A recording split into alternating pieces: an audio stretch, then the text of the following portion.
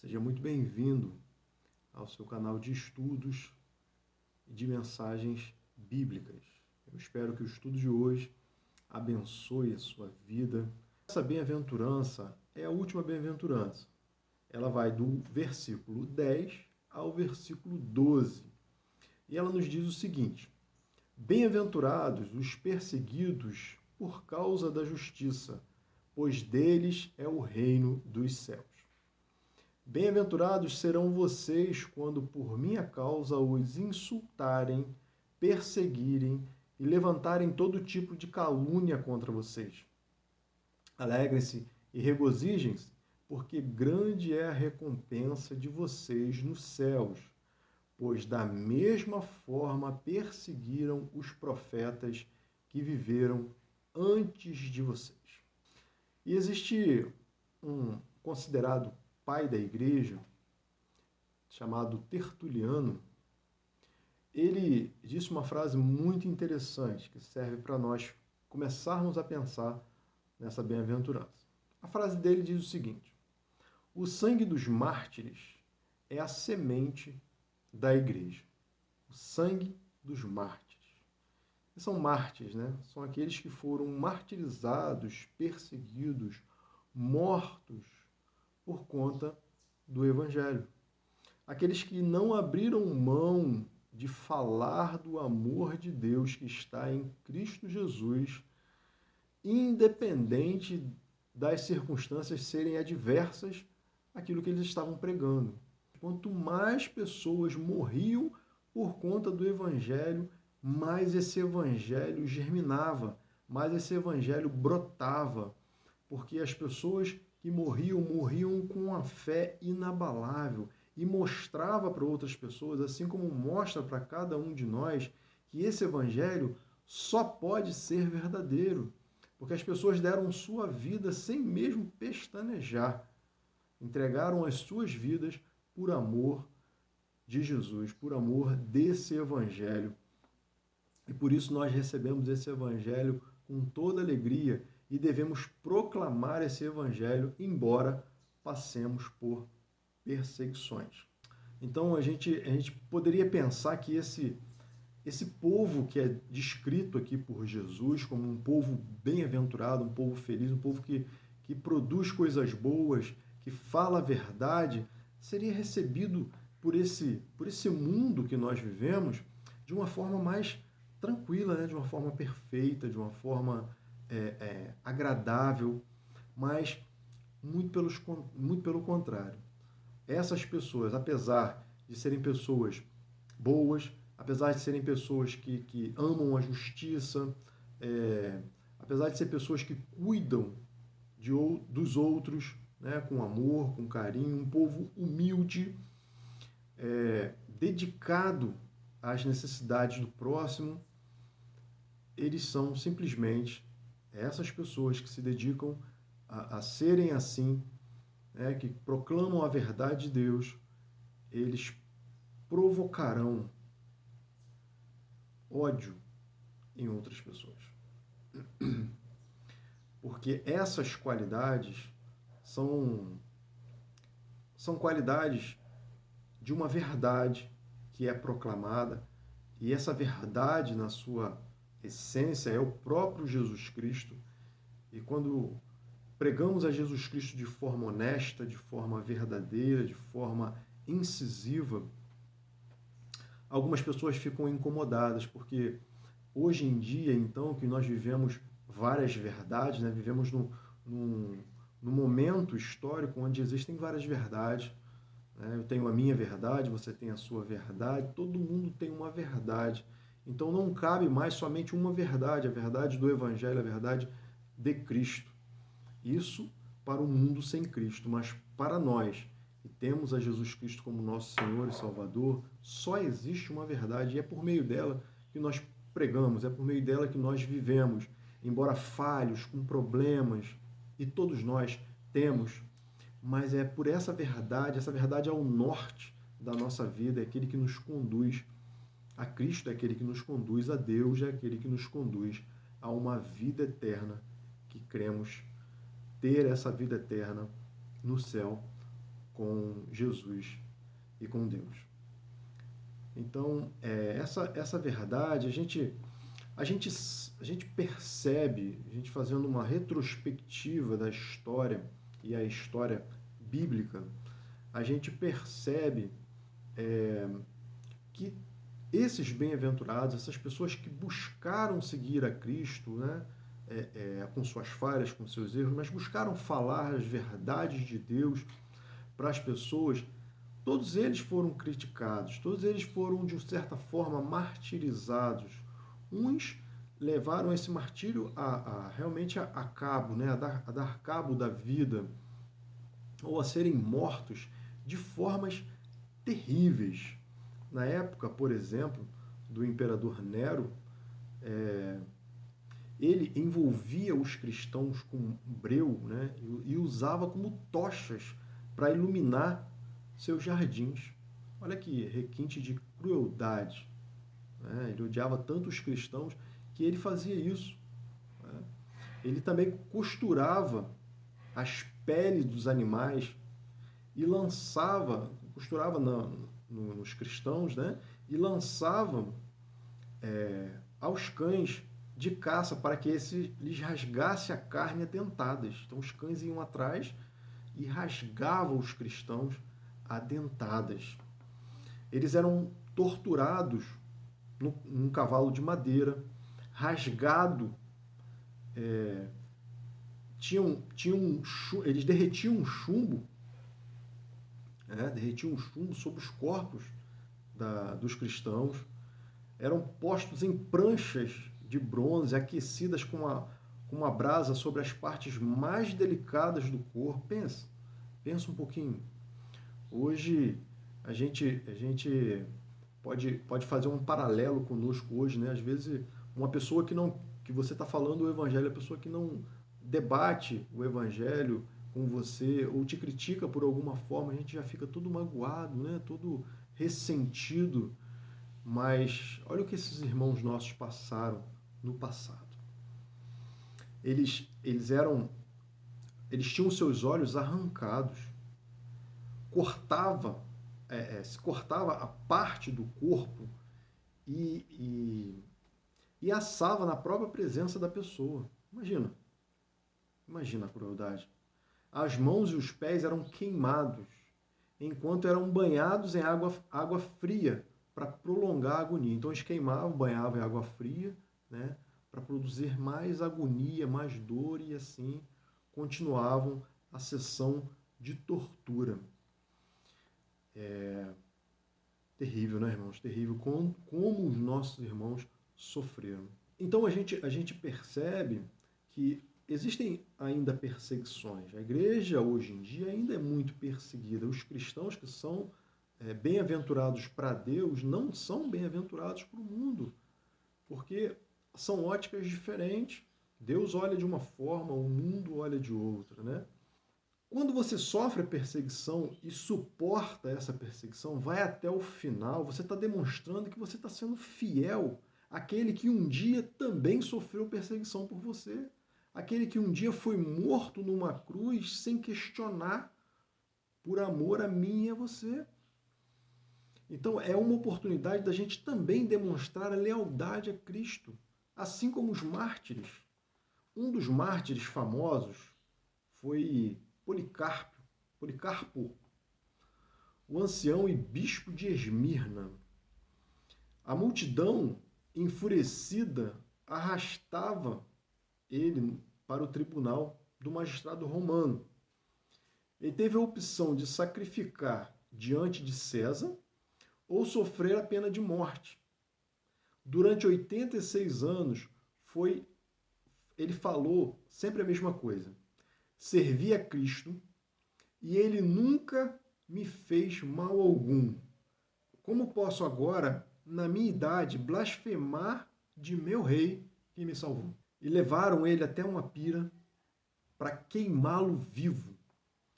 E sua última oração foi: ó Deus onipotente, Pai do seu bem-amado e bem-aventurado Filho, por quem recebemos o conhecimento de seu nome, dou-te graças por me haver considerado digno deste momento e desta hora. Esta era a suprema oportunidade de Policarpo demonstrar a sua lealdade a Cristo. Assim como nós, guardadas as proporções, quando somos perseguidos, estamos diante de uma oportunidade de mostrar a nossa lealdade para Cristo. E não nos acovardarmos diante das situações que nos são colocadas, mas demonstrar que somos leais àquele que foi leal conosco. Também é transitar, né? é passar pelo mesmo caminho que passaram os profetas, os santos, os mártires. Sofrer pela justiça é participar por direito. É participar por direito próprio em uma grande e honrosa sucessão de homens excepcionais. Pessoas que não negaram a sua fé ao longo da história. Você, quando também se sacrifica por Cristo, você também está nessa linha. Você também está no mesmo caminho, está no caminho que agrada a Deus. Embora não seja agradável a ninguém sofrer perseguição, mas por amor a Deus, essa perseguição se torna até agradável, de certo sentido, por estar fazendo, não pela dor física ou emocional que você esteja passando, mas se torna agradável no sentido de estar agradando ao próprio Deus. E isso é algo tremendo. É passar, né? É transitar pelo mesmo caminho que grandes homens passaram e sofreram por amor à causa, por amor à justiça de Deus, por amor à verdade. Pessoas excepcionais. Pessoas que sofreram pela sua fé. Pode erguer a sua cabeça e dizer: irmãos, pisamos no mesmo caminho que os santos pisaram. Você pode dizer isso? Que você está pisando no mesmo caminho que os santos pisaram? Como eu disse aqui, é bom entender, né? Entre aspas, guardadas as proporções.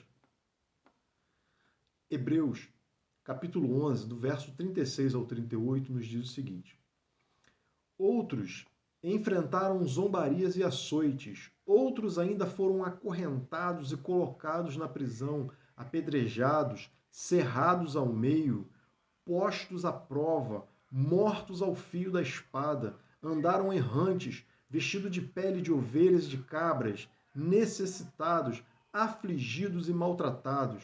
O mundo não era digno deles. Vagaram pelos desertos e montes, pelas cavernas e grutas. Não há como ser justo num mundo injusto e não sofrer algum tipo de perseguição. Por isso, prepare-se. Por amor a Cristo, prepare-se. Porque algum tipo de perseguição você vai sofrer. Mas não fique triste, não. Porque você vai estar trilhando o mesmo caminho que os santos profetas e homens de Deus trilharam. Homens e mulheres de Deus. Ele diz: regozijai-vos e exultai, porque é grande o vosso galardão nos céus. Essa palavra grega, a palavra grega que a gente traduz por regozijai-vos, é um derivado de dois termos que significa literalmente saltar muito alto. Quando você está feliz, muito feliz, você dá um salto muito alto, né? Saltar muito alto. É o prazer, por exemplo, de um alpinista que consegue chegar ao cume de uma montanha e conseguiu cumprir o seu dever, conquistou a sua meta. O cristão também deve se regozijar, mesmo em perseguição, porque está cumprindo a sua meta. E a perseguição vem justamente para corroborar com isso, para dizer assim, realmente eu estou no caminho certo. Porque se eu estou sofrendo perseguição por amor a Cristo, eu estou no caminho certo. Agora, se minha vida anda muito tranquila e nenhum tipo de perseguição acontece por estar falando a verdade, quando todo mundo está falando a mentira, opa, eu preciso parar e analisar. Será que eu estou errando? Será que eu estou seguindo na direção de Cristo? Será que eu estou passando pelo mesmo caminho que os antigos profetas passaram? É algo que a gente precisa pensar. Então pense, faça uma introspecção aí, né? Pense na sua vida. É também, sofrer essa perseguição por amor a Cristo, é também contribuir para o bem-estar dos que virão depois. Hoje nós desfrutamos de certa liberdade, certa paz, que foram conquistados a preço de sangue por muitos homens e mulheres que vieram no passado. Muitos debates, muitas coisas que aconteceram lá atrás, muitos embates e debates também que aconteceram, que hoje nos traz uma certa liberdade de expressão e de até pregar o Evangelho. Então eles estiveram dispostos a conquistar essas coisas, né? Muitos a custo de sangue, suor, lágrimas, por amor a Cristo, mas que destravou para nós um caminho que dá para a gente passar de uma forma melhor. Né? E a gente precisa pensar o seguinte: esse caminho vai parar em nós? Ou a gente precisa dar continuidade a isso? Porque a batalha por Cristo e para Cristo continua. A gente precisa pregar esse evangelho, continuar pregando esse evangelho e contribuir para facilitar o caminho dos próximos que virão. As próximas, as futuras gerações precisam que nós também façamos caminhos mais aplanados, mais retos para eles. Hoje, para citar algum exemplo aqui, né? Hoje, né, na questão atual, a gente tem muito material para leitura. Então, existe muito material sendo impresso, muito material sendo produzido, e a gente precisa se utilizar desses materiais. A internet está aí, tem coisas boas, tem coisas ruins, então a gente se apropria das coisas boas. Hoje você digita um versículo na internet, ele vai te dar um histórico, vai te dar um estudo sobre aquele versículo, ele vai te mostrar o original. Então, use essas ferramentas boas para produzir. Essas ferramentas, na verdade, já foram produzidas para facilitar o caminho das futuras gerações. E nós precisamos produzir, seguir produzindo coisas para facilitar a vida de outras pessoas. Então, que a perseguição também sirva para isso. Né? Sirva para isso. Também essa perseguição, por amor a Cristo, é ter certeza de nunca estar sozinho ao sofrer essa perseguição. Cristo está mais perto de você quando você sofre perseguição. Não que ele esteja longe quando você está tranquilo, quando você não está sofrendo nenhum tipo de perseguição, pelo menos uma perseguição aparente. Mas quando a gente passa por uma luta, por uma dificuldade, por algum tipo de perseguição que fere, que machuca, muitas vezes não o corpo, mas a alma, a gente percebe, a gente recorre mais à palavra, a gente recorre mais a irmãos maravilhosos que temos, que oram por nós e que nos ajudam nas nossas dificuldades. E a gente percebe que é nesses momentos que Jesus está pertinho de nós. É ter a certeza de como ele falou: olha, vocês vão para o mundo, vocês vão pregar o evangelho, mas tenham certeza, eu estarei convosco todos os dias até a consumação do século, até eu voltar e vos levar de uma vez por todas para o céu, onde não haverá mais perseguição. Meu irmão, creia que no momento de perseguição, no momento de aflição, no momento de angústia, Cristo está perto de você. Porque é nesses momentos, muitas vezes, que a gente se achega mais a Ele. É nesse momento que muitas vezes a gente recorre mais a Ele. Porque no momento de bonança a gente fica mais tranquilo. Né? Então creia, Ele está próximo a você. Você vê a história de Daniel e seus amigos na fornalha, quando está lá em Daniel 3, 19 a 25, Quando o rei olha, Nabucodonosor olha, ele não vê 3 na fornalha, ele vê 4. Jesus é o quarto homem da fornalha. Jesus é aquele que está contigo nos momentos mais difíceis da sua vida. Creia nisso. Creia nisso. A perseguição muitas vezes serve para nos mostrar isso. É também quando a gente experimenta, nesse momento, a gente experimenta uma maior intimidade com Cristo. Porque quando a gente busca, a palavra diz que nós encontramos. Mas muitas vezes nós não buscamos. E aí deixamos de encontrar. Mas na perseguição, na luta, na angústia, a gente busca mais. E a gente consegue mais intimidade com Cristo, porque quando a gente busca, a gente acha. Né? Quando Estevão, por exemplo, lá em Atos 7, 58 e 59, estava sendo apedrejado, ele orava, Senhor Jesus, recebe o meu espírito. Olha a intimidade desse homem com Deus no momento de apedrejamento.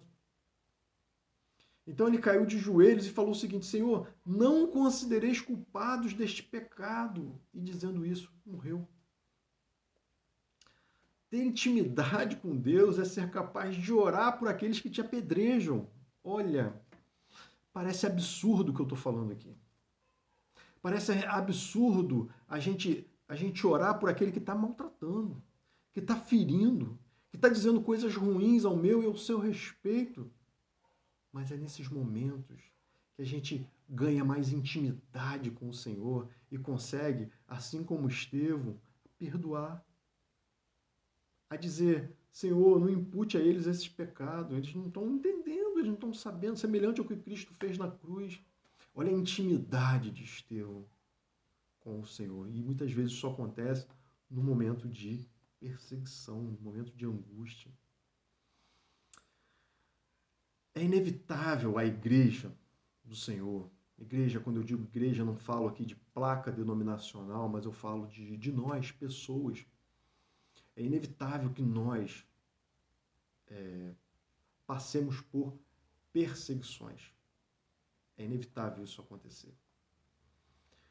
Porque a igreja, nós elogiamos a prática do bem e condenamos o que é errado. Condenamos o mal. E aí, agindo assim, a gente vai sofrer perseguição. Não tem jeito. Mas uma perseguição momentânea conduz uma vida eterna. Uma perseguição nesse mundo nos leva ao mundo de Deus, ao mundo por vir, ao paraíso. Então, vamos persistir, ainda que perseguidos, vamos persistir, porque isso nos levará a um caminho sobremaneira excelente, né? É estar com Cristo. Ser perseguido também é sofrer insultos, zombarias por aquilo que você acredita, por conta da sua lealdade a Deus, a sua lealdade a Cristo. Você vai sofrer insultos na família, no trabalho, com os amigos, vizinhos, com muitas pessoas que você vai se relacionar, as pessoas que você vai se relacionar, muitas delas vão zombar de você, insultar você pela sua fé. Isso é muito triste, mas é uma verdade. E Cristo alertou a todos nós sobre isso. Então, se nós estamos dispostos a viver com Cristo, precisamos estar dispostos também a morrer por Ele. Essa bem-aventurança também mostra que é a honra de ser perseguido por Cristo, é a honra de ser comparado a Cristo, pelos mesmos feitos praticados. Novamente, aqui eu quero colocar entre parênteses, guardadas as proporções. Mas é sofrer por falar a verdade. É sofrer por agir corretamente. É sofrer porque você está seguindo os passos de Cristo. Ser perseguido é ser comparado com Cristo. é ter certeza de que o seu sofrimento vai produzir, ele não é vão, ele não é uma coisa que vai acontecer, por acontecer, mas ele vai produzir em você algo muito interessante, que é a perseverança.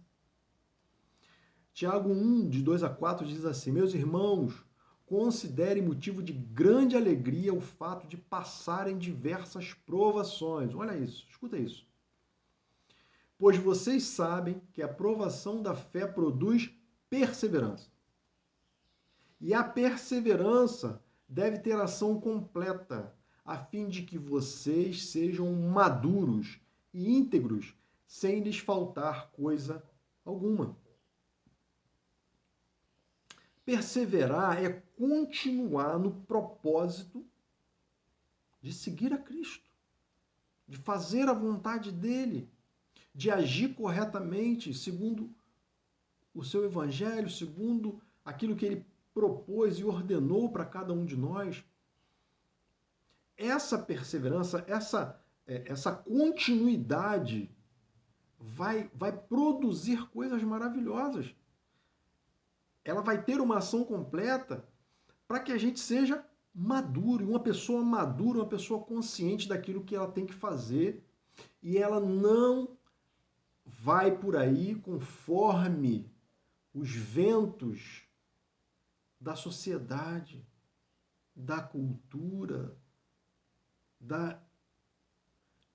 das opiniões alheias que podem te levar para um lado ou podem te levar para o outro. Não, maturidade é ter certeza, é estar experimentado nas coisas de Deus e não ser levado por qualquer conversinha que se ouça por aí. Ser maduro também é outra questão aqui que produz, é ser íntegro, é ser fiel àquilo que você se propõe a fazer, é ser fiel, é estar por inteiro fazendo a coisa certa, fazendo a vontade de Deus em Cristo Jesus.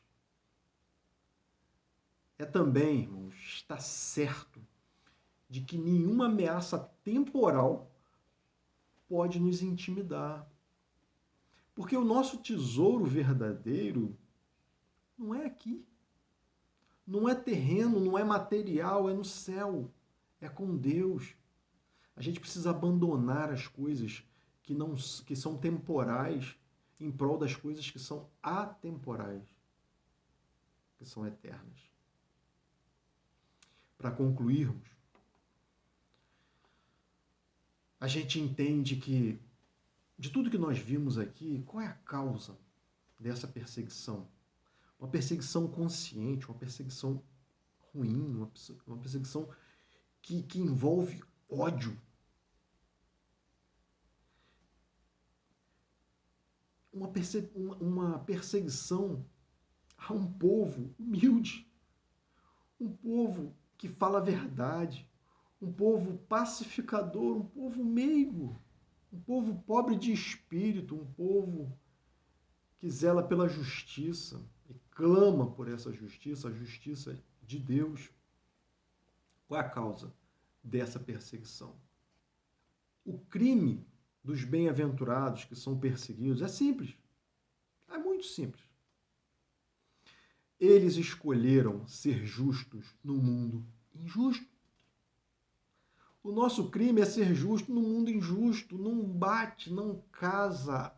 Há uma perseguição normal. Mas que sejamos felizes, muito felizes e bem-aventurados por sermos perseguidos em nome de Cristo. Porque assim você terá um tesouro no céu. Deus abençoe a sua vida.